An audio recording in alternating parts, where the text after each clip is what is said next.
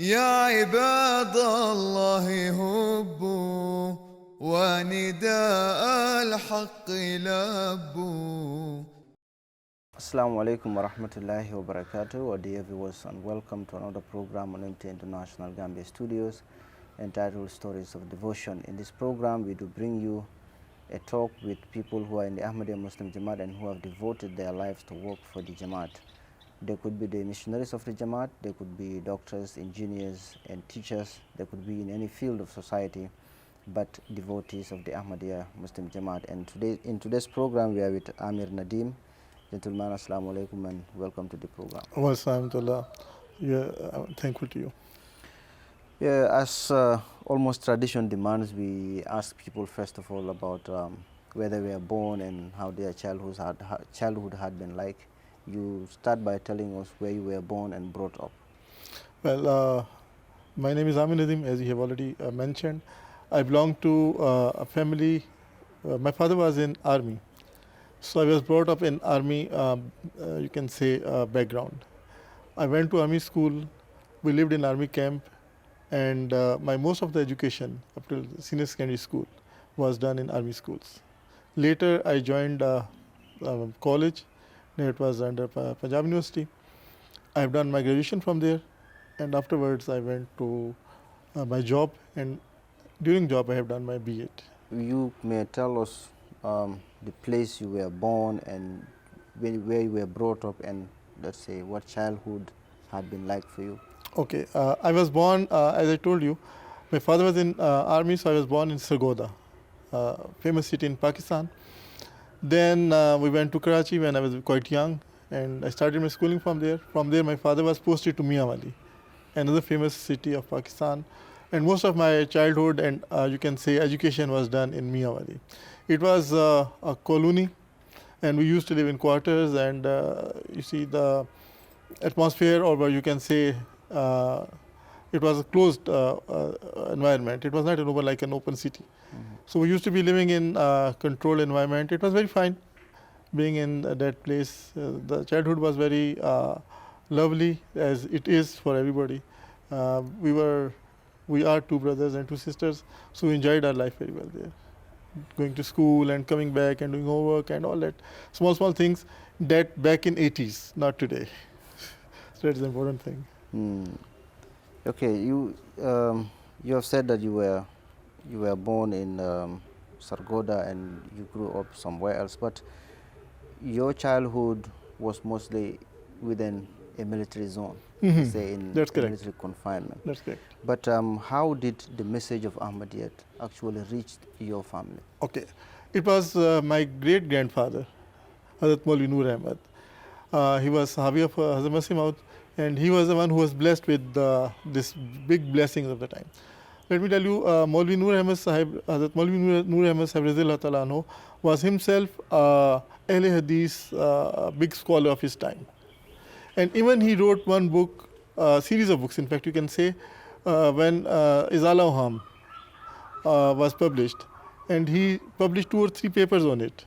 And those were about the life of Hazrat Jesus, the Jesus Christ. So he wrote 2 or 3 papers on it. But during that time, since he was a blessed man, Allah has given him revelations and visions. Based on that, he was able to accept Ahmadiyyat. You said when Izala Aham was published, he wrote about 2 or 3 papers. Yes. Was it in favor of Izala Aham or against? No, as I'm telling you, it was about the life of Jesus. In Izala Aham, Hazrat Masih Maud has given certain points about the death of Jesus. But he tried to prove that Jesus was alive. During that time, when he was writing, he published those 2 or 3 papers. Later, Allah has given him revelations through which he was enlightened with the Imam Mahdi's message, and he accepted Ahmadiyyat. That's very interesting to know. But maybe if you know, maybe you have heard from your father or grandfather about what those revelations and those insights into the unknown were, maybe you can share with us so that I tried, yes, Since my grandfather died when my father was quite young, so he was not able to get anything from that. But I tried to find out from my other family members, and what I have learned that only this thing is clear in our history, that he wrote books against Imam Mahdi, but later in 1897 and onwards or before that, he was envisioned and he got the idea that Imam Mahdi is sent by God. Jazakumullah, we see that the message of Ahmadiyya came into your family through your grandfather. Great-grandfather. Great-grandfather. How was it accepted by your own family? Well, my great-grandfather were 4 brothers.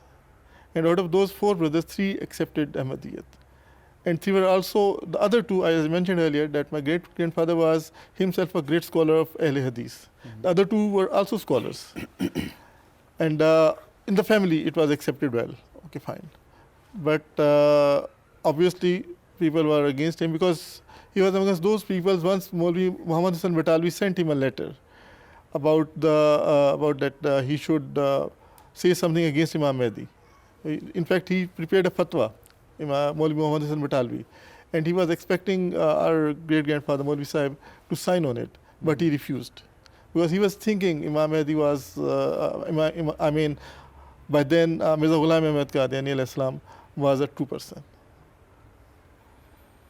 Jazakumullah, you have talked about your education and until you graduated from university, but when was it that you say, I want to be a devotee of the Ahmadiyya Muslim Jamaat? No, it was like, by then, yes, it was somewhere in my mind that I should serve Jamaat. You can say. Even I remember I asked my parents that I want to join Jamia. But my parents answered that, okay, no, you get the secular education, and later when you become a good, learned person, you can serve Jamaat in a better way. So in the beginning, it was not accepted. But later when I started my practical life, I became a teacher. Then once I went to Rabwa and I offered my services, I got myself registered with the department that is called Diwan. So they asked me, okay, continue your job. Whenever they need me, they will call me. So it was somewhere in my mind that I wanted to serve Jamaat. But you did come to offer your services to the Jamaat when you were already in your profession, practicing. Yes, that's correct. But not when you were in school. No, not then. When I was almost independent in my profession, so I went to but it was with the consent of my mother. I took permission from her, and because when I completed my education, something in '98, my father has died. So my mother was there to take care of all of us. So I took her permission, I got her consent, and after that went to Rabba and requested for me to be accepted as a devotee. But the office told me, okay, you carry on your job, so whenever we need you, we will call you. But, many people do tell us that they know that challenges that were involved in becoming a Waqf even before they did it. So before they entered the Waqf scheme, they had thoughts, that if they live the life they have and come into the Waqf, they are going to have meager resources, and that will constrain them in a way. Have you ever thought of something like that? Truly speaking, I never have thought about that. That, okay, when I will become a devotee, what would be my future or what would be I getting as a devotee? No, I never thought that. I was thinking that when I will join, Allah will be there to help me in any case. So what exactly would you say was your inspiration?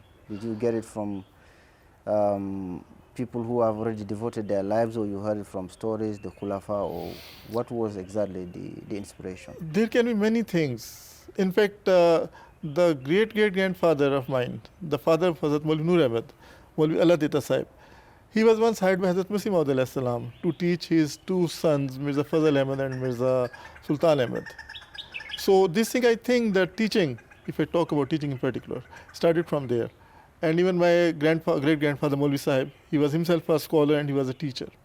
So that thing somehow was in my blood. But yes, coming particularly to your answer, one of my cousins, the son of my mother's elder sister, Fazal Yas Sahib, he is a Murabi in Pakistan. He has served since I have seen him.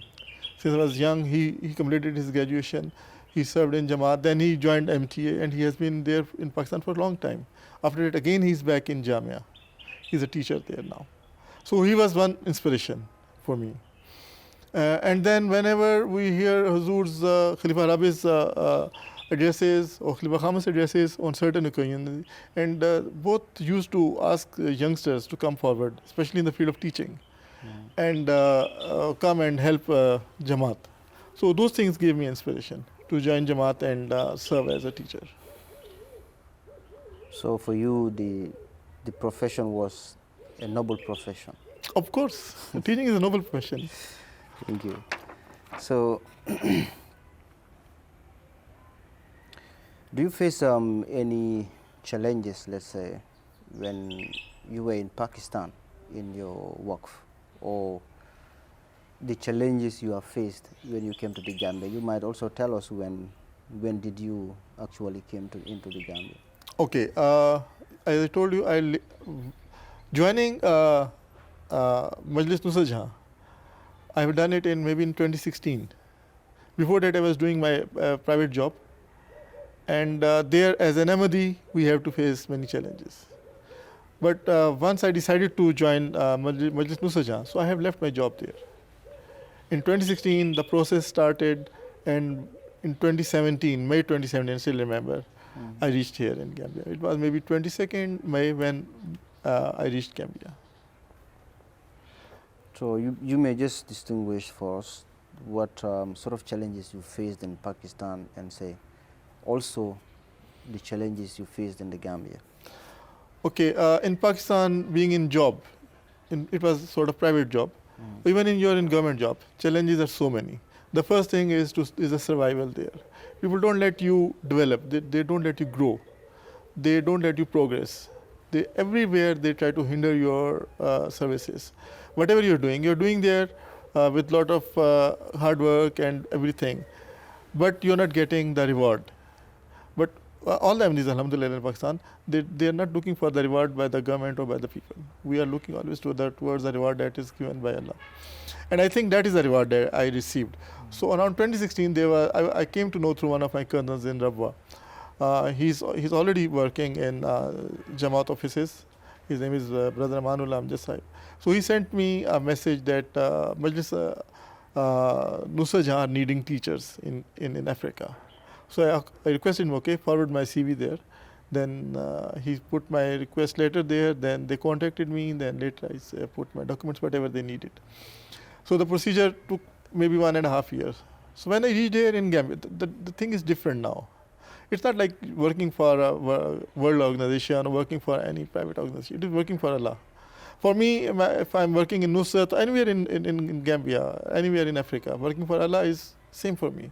I'm fortunate to be selected for Nusrat school. Well, the main challenge in Nusrat, you see, Nusrat is the best school of Gambia. And the most important challenge for me was to keep in pace with the pace of Nusrat. So I wanted to put all of my energy and all of my abilities and all of my capabilities to not let down anybody who has selected me and sent me here to Nusrat. So main challenge was to work with Nusrat with all of my energies and all of my abilities. Jazakumullah. So you tell us in what capacity you serve. You have just mentioned that you are a teacher in Nusrat Senior Secondary School, which of course, like you have said, happened to be the best school in the Gambia. And keeping with the pace of Nusrat Senior Secondary School is something difficult, especially if you come from a background where they don't speak English like you, they speak Urdu. To integrate will be somewhat difficult. But those challenges you have mentioned, how were you able to overcome those challenges? And, do you, like you said, you did not want to let down those who have selected you to come here. And of course, it's God's work. If you are doing it in the right way, you will see the help of God. And you tell us also if you have seen the help of God in your services to Him. Hmm. It's interesting. First of all, yes, it's by the grace of Allah the Almighty I'm here. Second thing is that when I came here, I was not given direct teaching. Rather, I was given the, you can say, the responsibility of the chemistry lab. When I came here, there were, I think, 2 sections of sciences, which now, alhamdulillah, have grown to 8 and more per grade. So then the school was expanding, and government, I think, has a lot of pressure on Nusrat to take new students. So that's why I think that they have built a chemistry lab here. So to run the chemistry lab, I was given the responsibility.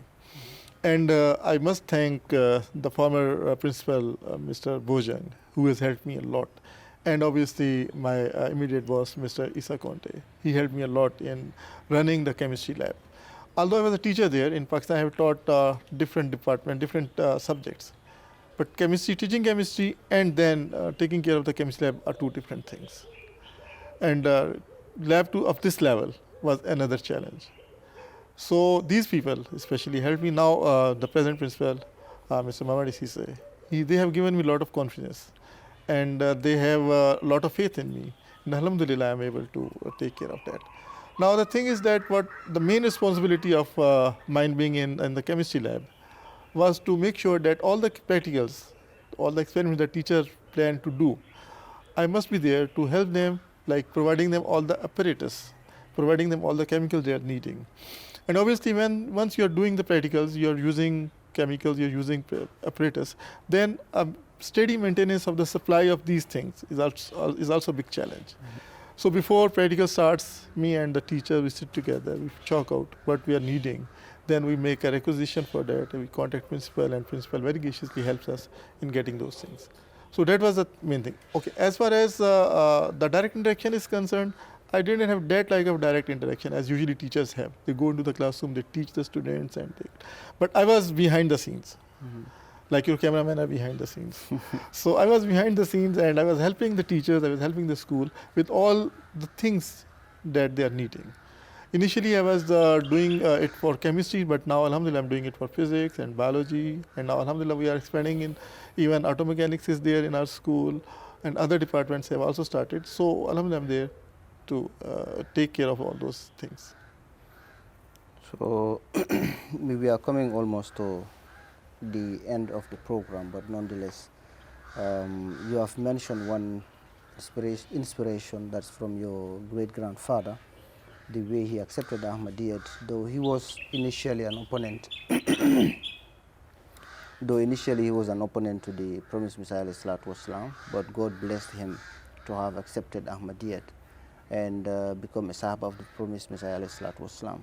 If you have any other inspirations, let's say, would it be in your work or you have heard it from other people, you tell us about that inspiration so that it serves as a reminder or a source of inspiration also for our viewers. Okay, sometimes I think about Jamaat and I wonder that, you see, this is a Jamaat or this is a time that was prophesied by almost every prophet, and sometimes it seems more than a reality, it seems a novel to me. So being in this time and serving Jamaat obviously is something, a big blessing for me or for anyone who is serving Jamaat. So what I can say about the youngsters who are listening or the other people who want to join as a devotee in Jamaat, it's a big blessing. And otherwise, talking economically is something else. But still, the other thing that you are doing for Jamaat, it's really big inspiration. So our youngsters should come forward and come and serve Jamaat, so that the message of Allah, the message of the Holy Prophet, the message of Imam Mahdi, it could spread to all corners of the world. Jazakumullah. I hope the youngsters who are listening to the program will take that as an advice and Inshallah. venture into the work field and do their best also to serve Inshallah, the cause of inshallah. God. But what would be your last words? It could be an advice to maybe all the work, it could be an advice to the youngsters, it could be anything else. Okay, you see, life is worth living if it is full of challenges. And once you are in Jamaat and once you are in work, you find many challenges. You find many adventures. You find you get different type of experiences that you cannot get when you are in world organization or world sort of things. So when you're coming to Jamaat, you're not only getting the worldly things, but you're also getting the blessings of Allah the Almighty. So it can be an inspiration, it can be advice to my young audience that they should come forward and start serving Jamaat in whatever capabilities they have got. Jazakumullah, Mr. Nadeem, for Thanks, sir. being here and talking with us on this program today. We hope to have you in other programs, inshallah. So it's also a big thing for me that you have called me, and it was a lovely experience being with you. Thank you very much. Jazakumullah.